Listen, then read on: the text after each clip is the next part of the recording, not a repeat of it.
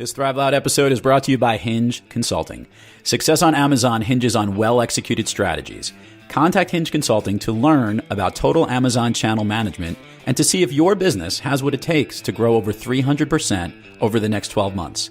That's Hinge Consulting at hingeconsulting.co. Thrive Loud with Lou Diamond. Come hit this right here. You need to hit this. Oh, yeah. Hit that. No, I appreciate it, but I told my wife I wouldn't drink tonight. Besides, I got a big day tomorrow. But you guys have a great time. A big day? You doing what?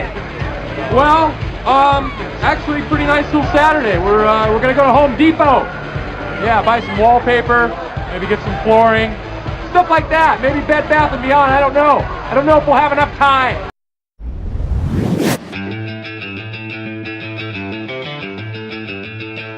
Now I'm getting really excited. Okay, this is the part where I'm going to get loud. Holy crap, here we go. I like telling stories. I learn best through experiences. Everything I do is because of everything I did. Talk about having maximum impact while having a ton of fun. When you can net through that, what you do leave behind for your listener will have more impact. Wow, bring it on.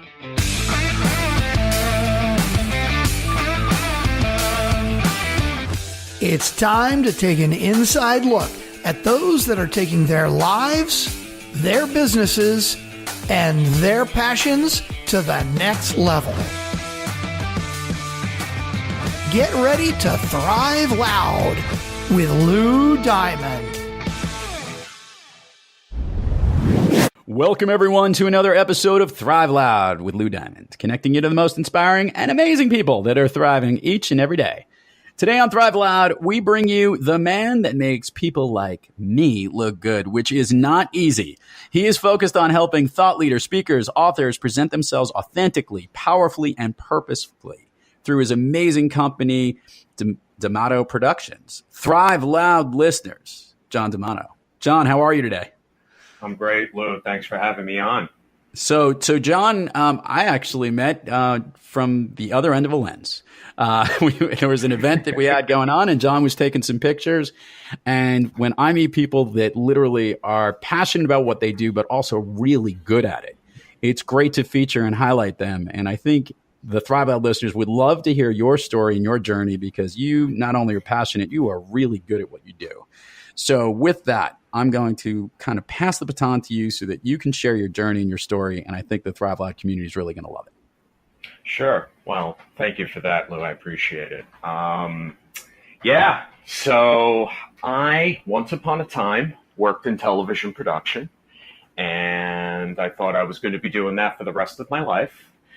I worked on some talk shows. I worked as an editor for different productions, and I was, in short, pretty damn miserable.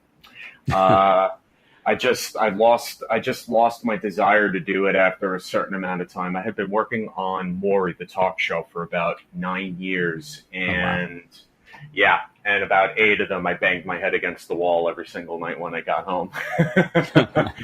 But basically what I ended up doing is as I was getting frustrated with the level of work and being the same thing and kind of, Groundhog Day over and over again in production, I picked up a camera on the side and I just started shooting some stuff for fun, just walking around the streets of New York City, taking pictures. And eventually that led to me starting to shoot people. And ultimately, with a camera, of course, we mean, John. I mean, I just want to be clear. In today's day and age, we have to be clear. Yes. Yes, please. No red flags in this episode. No red flags. Thank you for the clarification. Shooting photographs of people. Very good. And so what ultimately ended up happening is it became a side thing. It became a side hustle. I was a headshot photographer on the weekends. I was a field producer on the weekdays. And ultimately, once I decided to jump out the window and quit my job and have no plan, I figured, what the hell? Let me stick with the camera thing and do some headshots. Fast forward a couple of years and panic attack after panic attack and freak out. And I don't know what the hell I'm doing with my life. And I need a full-time job and this is not going to work for me. I ended up starting to surround myself with a lot of powerful, influential people who took a liking to me, and we developed relationships, and I started to get a lot of advice and counsel and direction. And ultimately that led me to one particular client who needed photos to promote her book. And that completely opened a brand new door for me, because as I'm literally shooting the session with her and her husband in Brooklyn, we're walking from the park back to their studio, and I'm like, I could probably do this for a lot more people. And they're like, yeah. I was like, oh, is this what an aha moment is? Because apparently it hit me. Because I used to think that stuff was crap. Oh, it's just jargon that people... No, I had one. It was amazing. And a year and a half later, here we are with this very specified niche and very specific and geared towards working with, handsome and talented people such as yourself. And it's been a really, really interesting experience over these past 4 years. It'll be 4 years actually next week that I quit my job. So we're coming up on an anniversary. So talk a little about, I think it's important that you have an approach on how you actually are helping to really feature. I love the way that I read it in the opening, authentically and powerfully, these amazing leaders. Talk about some of the stuff you're doing, because a lot of people, they can take pictures and they're nice shots. You do it in a way that actually does something that really highlights and features the uniqueness of these individuals. Right. Well, the main thing that I focus on with my clients, my speakers and authors and thought leader type folks, is that what we're trying to do here is accomplish several things. Okay. And obviously the foundational piece of all of this is the vanity piece. We want you to look good. We want you to feel confident and look good in front of the camera. That's important. Now, a lot of photographers and a lot of this branding photography that you see out there today, especially within the speaker and author community, it's glamoury, it's nice, everybody looks great, but there's something missing. There's a piece that's not quite there that, in my opinion, and in the opinion of those that I work with, there needs to be a certain level of breaking down that fourth wall and really giving your audience, their audience, a real peek into what makes them them, getting those photos that show their process and show them working and working with clients and brainstorming and other types of lifestyle environments that really shows them as they are, because those types of photos are what truly resonates with people, because it gives them that bird's eye view, that fly on the wall experience of who that person is, why they do what they do, and who they serve. So when they create the stories that they pair with these images, they really resonate more deeply. In fact, the way that I approach photography is that these photos are not just the, end all be all of your posts. It's not enough. They are, in fact, they complement the stories. They're the visual punctuation of the stories that you want to share, because at the end of the day, you got to get people's attention somehow. And the way that you do that is by creating these authentic portraits that show real expressions and have real personality and have real feeling. And there's something you can grab onto other than, oh, he looks great or she looks pretty.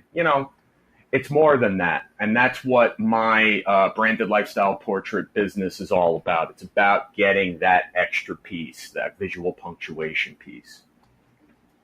I want to go forward and then backward a little bit here in these next two questions. And the forward part I want to take is, in working with the content that you create, you also are on top of the game of thinking of how it can be distributed. Most notably, you've actually even put together a smartphone boot camp and put together items that really help people utilize this content in social media. John, talk about what you're doing to really not only take the brand and the message that not only lives just on the website or on the materials of the the authors and thought leaders you work with, but also how it's working digitally as well. Right. This actually, the Smartphone Bootcamp and the Idea Nugget Incubator are the two programs that I came up with recently because, quite frankly, I got a little bit upset at some of my clients. And upset about what? On how they were using the content that you provided them? And by the content I provide them, you mean the content that I did not provide them and the stock photos that they bought and hired someone else to put up in the place. Can I say I was? There you go. Can I say I was pissed off, Lou? Is that okay? Can I say I was? You could. There is no language rules on this show. You could say whatever the fuck you want. Because I was fucking pissed, and I texted her, and I'm like, "Hey, what's going on with this photo? You're using stock photos," and she responded, "Oh, well, I'm a little overwhelmed by social media, not sure what to do, so I hired someone." I'm like, "That's great. Give them the photos that we shot that you spent thousands of dollars paying for." And she just sent me back a heart. That was her response. So I'm just like, all right. And what that did is it also harkened me back to this conversation I had with a very, he's the gold standard of my clients. His name is Ted Rubin. He is a speaker and an author. And he leverages everything in the most beautiful of ways and actually helped inspire me with the direction of where I was going with my business based on the way he posts. And I was talking to him prior to one of his most recent sessions, and Ted was talking to me about the fact that, most people are just satisfied with 2 to 3 photos, and that's it. And I was telling him, but, that's not enough. These people are getting a ton of photos. They're getting an entire portfolio of images that they can use for months on end, if not a whole year. It's like, well, they don't know how to use them. And then putting together my client and that conversation, and voila, we come up with the Smartphone Bootcamp and we come up with the Idea Nugget Incubator. And basically what those programs, the Bootcamp's a workshop and the Incubator is a one-on-one program. And basically what it's meant to do is help people rewire their awareness so that any conversation that they have or thought that passes in their mind or moment that happens that's really interesting, that they write those ideas down as they happen, bank them into either their phone or however they capture their ideas. And basically, when it's time for them to start writing their social media content, they now have an idea bank of a ton of what I call idea nuggets. Rather than sitting in front of the computer, looking at a cursor, blinking, and they have absolutely no idea what the hell to write, they now have a foundation for it. And on top of that, what this rewiring also does is that it allows people to become much more hyper aware of all of the interesting ideas they get throughout the day, and that they're able to sit down and really craft interesting stories that will truly resonate with their audience. And that's what the whole thing is about. And then what it also does is it really amplifies the types of photos that they have, because now you're actually writing stuff where you can use the photos in a way that truly visually punctuates those stories. So it all kind of works together, and I'm very excited about this new wrinkle in my offering. So as promised, I now want to take the step backwards and go back to when you were much younger. How did you get into production, film, imagery, cameras? Was it something that you've had from a very young age, or it was just some kind of like a tone or message that you've always wanted to do? Get an understanding, help the Thrive Loud fans understand where it all began. Really. Sure. And not all the way from the womb. I assume you didn't have a lens in there, but maybe not too far thereafter. The honest truth, Lou, is that the way that this whole thing started was because I wanted to be a sports announcer. Okay. I wanted to be a play-by-play announcer, and I wanted to do football and basketball and things like that. And I went to college with the understanding that I'll take production classes, but really I need to get in front of the camera. And then I got in front of the camera and realized, wow, this is a pain in the ass. And what ended up happening is I found a certain level of joy in the process behind the camera. in the I went to Hunter College for my bachelor's, and then a couple of years after, I went for a master's degree program at Brooklyn College for television production, and that's where it all began. It all began in college based on the fact that I wanted to do something completely different than what I ended up doing. But I've been an artist ever since I was a kid, so I've been doodling and drawing. I come from an artistic family, and so it was all. And I went to an art high school here in New York City for architecture and industrial design. So art and expressing myself through that lens is, pardon the pun, has always been a part of my life. This is actually something I'm really interested in. And for those who will get a chance, we'll have all the links to DeMato Productions and to John's site and social media, because he has wonderful imagery, and it really is a great representation of the portfolio of what he does each day. And I love to say this because this work is great. It's sharp, it's on point, and it's professional.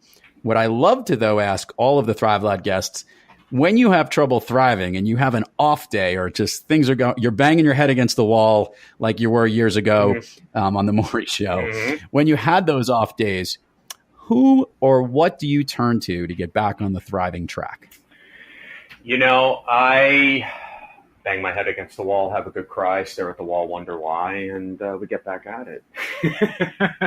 But aside from that, what I actually, listen. You know, this is, it's challenging often. There's always challenges. There's always hurdles. But I recently was a participant in a certificate course in applied positive psychology. And what I've found myself doing since I've taken that course is that there was a lot of resiliency training there. There was a lot of understanding and having an awareness of where you currently are, and giving yourself that compassion and care to know that it's short and you just need to get through it. So what I tell my friends is I just like to burp out the anxiety. Once I burp it out, I'm ready to go again. And that's pretty much how I approach challenges and bad days, and, you know, because they come. So I just, I have a good network of people that I can turn to for support, and I in turn, you know, reciprocate that support. And it really, that community and that relationship bonding, and it's really what helps get me through.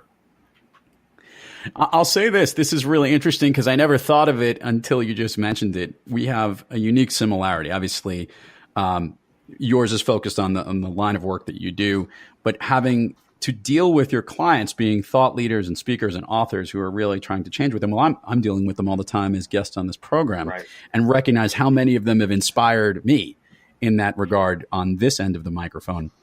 Whereas obviously you're on the other end of the lens of a camera, and recognizing that it can help that way. So who knew that this connection here would recognize that working with such people like that is very inspiring and is uplifting and really does help us get focused. And they're great resources because they know how to move through those troubles and get you through that. So well put, in having such a great connections that you have. Absolutely. I mean, it's part of the reason why I work with speakers and authors in the first place. I mean, they are inspiring. People like yourself are inspiring to me because, you know, you go out there and you kick ass in front of a room and you move people and you bring them through a cycle of emotion in a way that really is quite inspiring, to just be able to, you know, tap into people's emotions in that way and kind of create that spark of change in people. It's awesome. And, you know, it's why I love doing what I'm doing. It's really a huge part of it. So let's get to this. I wrote this down in my notes before I started recording. I said, I'm going to ask John this question because it had something to do with a technical issue that we had, he and I, right before we started recording. And that is that anytime you put a production together, whether it's a video production, a camera shoot, or in this particular case, a podcast, things can go wrong. So what I would love to hear from your side of the coin, and our listeners would too, can you share with us one of the ultimate technical foobarrs that you've had to encounter in your work with DeMato Productions, something that was wrong on a shoot or work or technical issues? Everybody has something that sticks to mind that literally that you will always like almost giggle about to the fact that it just went so wrong? I'll forego all the times that I forgot to bring cards to shoots, or the fact that the batteries died and I didn't charge them. There was one shoot. It was actually a video shoot that this happened. And it happened to be the shoot that I met my photography mentor, as a matter of fact. We went and we had all of these. We had a celebrity expert. We went to this photography studio in Manhattan, and there was like 10 people on the shoot. And between me and the second field producer that was shooting this thing, we had about 10 minutes left of battery power, right? So we are freaking out, and we're not letting the producers know that happened. So what we ended up doing is that we stopped shooting 2 cameras. We popped the batteries, and then we started flip-flopping the batteries so that when you take it off and put it back on, we were kind of just conserving power. And fortunately, we literally made it to about 5 seconds after the shoot, and then the camera died. Oh my goodness. We were freaking out, but we made it. But yes, and so long story short, you could be doing this thing forever. You could be the most experienced person in the world, but we're all human beings, and we all make mistakes. I'll laugh that every recording I do, and this includes the one we're doing right here, I have a backup recorder for this particular podcast in case something goes wrong with the technology that we're using to record this. And fortunately, there's some double backups on that as well, so I'm never really that nervous. There was one particular instance when I interviewed somebody rather famous that was a guest on this show, and the batteries died within 2 to 3 minutes of the end of the show. And I saw the battery light flashing. I said, hold that thought. And I like ran out and got like batteries, and then we finished the rest. Yeah. It's been done. Yep. But you know what? That's what builds character, Lou. That's what builds character. All right? That's what I say to myself. It's a character building moment. It's fine. Absolutely. Okay, so John, our listeners would love to learn where to find you, all the places, social media, your website, links and everything. It always comes better when it comes from you. We will have those links here on the program, but if you could share with our community how they can find you. Sure. The first place you can find me is my website, johndemato.com. If you're interested in keeping up with all the fun stuff that I write on my blog, you can sign up there for that, and I have a nice little gift for you when you sign up. As far as social media is concerned, probably the best place to find me right now would be Instagram, and my handle is DeMato Photo. So here's a good question before I get to the signature one. It just popped in my head. With all of these great thought leaders and authors and people that you're working with, and all of this great content that you're putting together, does John DeMato have a plan to maybe create something on his own message, a compilation of all this great work, maybe down the road for something that could make him potentially an author or another communicator or a leader? Oh, that's an awesome question, and the answer is hell yeah, I do. Basically what my goal is to, at some point, I want to be able to help out my community, which would be the photography community I'm talking about. And I want to shift gears from being the practitioner to being the educator. And I would love to be able to, or I plan to, create a methodology for photographers so that they can kind of create their own niche and create their own expertise and present themselves in a similar way so that they can help themselves from the grind of being a photographer, because quite frankly, it's a jungle out there being a photographer. Everybody's got a camera and everybody thinks they're fancy with their pictures. But the reality is when you run a business, it's a completely different game. So I want to be able to support my people by getting up on stages and doing more workshops and putting out a book and all of that stuff. I want to be fancy like you. Have a podcast. I want to do the thing. I want to live the dream. So yes, that is on the horizon. You're definitely going to have to put some kind of video podcast together, because I've seen the quality of the video stuff you do. Like behind just the microphone is just not going to be enough. It's going to have to be. You're going to have to take it up a level, John. That's where we're going to need to get it to. Already with the expectations. All right, we're working on it. And can anyone tell that John is Italian and from New York? Anybody? Can anyone figure that out from his voice? So John, I know we'll finish the program here as you knew it would begin because you were waiting for it at the very beginning of the show. What is your all-time favorite movie? All right. So, listen, I had to deliberate. I had to have a good cry before I came up with it. But I figured, you know what? I'm going to go with Old School. I love that movie. I love that damn movie. I still quote that thing with my friends. And, yeah, you know what? And it's pretty par for the course with regard to my personality. So we're going – I was thinking Wedding Crashers, but like, nah, let's go Old School. So we went Old School. It is such a good movie, and just to watch that scene after the lovely mascot thrown through the fire hoop is all upset in his skivvy underwear. yeah, throw a chair. Yeah, exactly. That's right. It's all great. It's great stuff. Anyway. It's the best. Anyway, John DeMato, so great to have you on. Continue to see more of your work out there, and thanks for coming on Thrive Loud. Thank you again for having me, Lou. I appreciate it. You got it. And to all the Thrive Loud listeners out there, keep thriving onward and upward. And remember, be brief, be bright, be gone. Once it hits your lips, it's so good. You've been listening to Thrive Loud with your host, Lou Diamond.